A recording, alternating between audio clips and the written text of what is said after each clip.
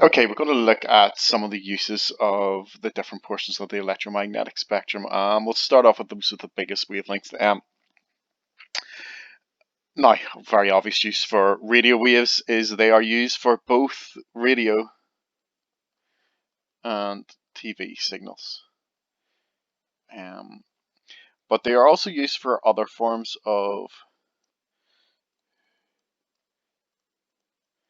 communication as well. So, for instance, walkie-talkies, police radios, and stuff like that also use radio waves for their communication. In fact, radio waves and microwaves are very, very similar. So, just as you increase the frequency from radio waves, they turn into microwaves. And things that we used to use radio waves for, we are now moving more towards microwaves for a couple of reasons. Microwaves tend to pass through the atmosphere better, so you can have a bigger range with them. So these are also used for communications, um, but particularly with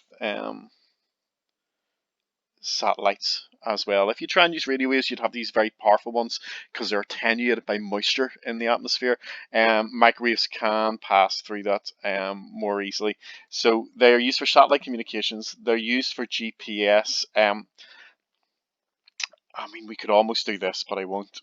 We could put radar across this, but it does tend to be nowadays that most of the radar systems are using um, microwave to kind of find out where aircraft are in the sky.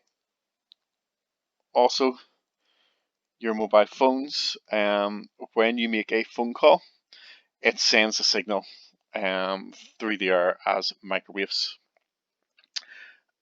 A very obvious one then for microwaves, and the same way we had an obvious one for radio waves, is microwave ovens. Be careful. Um, if you get asked name a use of microwaves, do not say microwaves. Um, say microwave ovens or something like to heat um food.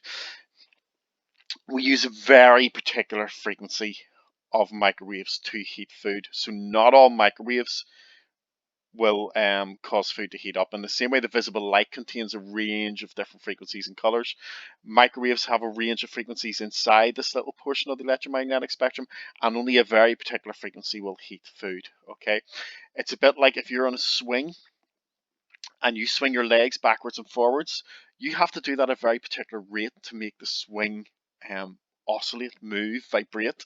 And it's the same with microwaves. If you use a very particular frequency of microwaves, they will cause the water molecules in the food to vibrate.